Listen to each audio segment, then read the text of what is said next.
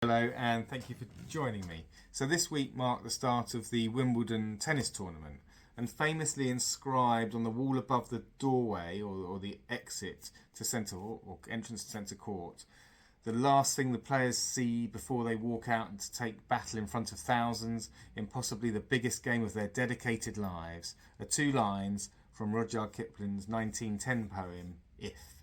The inscription reads, "If you can meet triumph and disaster and treat those two impostors just the same." If you can meet triumph and disaster and meet those two impostors just the same. Now, some people have criticised the placing of these lines at Wimbledon as they believe it implies players shouldn't show emotion either from winning or losing. Personally, I don't read it that way. For me, it's about remembering that both success and failures are fleeting. So on the one hand, be humble in success and show empathy for your defeated opponent, and on the other, don't let failure define you.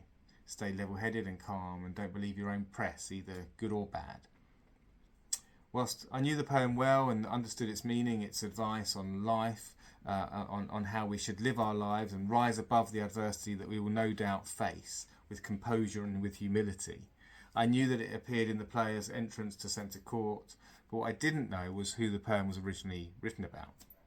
Kipling wrote the poem in 1895, 15 years before it was published, having been inspired by the actions and character of Dr. Leander Starr Jameson, who it appears was at the time a hero in London.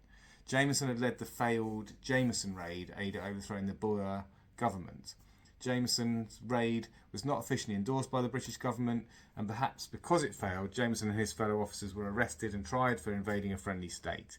Jameson took personal responsibility for the failed raid and refused to share any of the telegrams or say anything that would implicate others, many of whom were believed to be in the various highest positions in government, despite the fact that he knew that this would have enabled him and his men to avoid prison.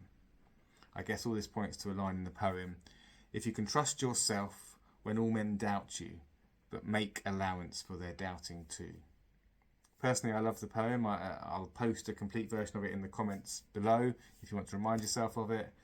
So just remember that whether England win the Euros or not, or whoever won the election yesterday, or whether you feel you are currently on top or behind where you wanted to be, it's all fleeting. Both winning and losing are temporary.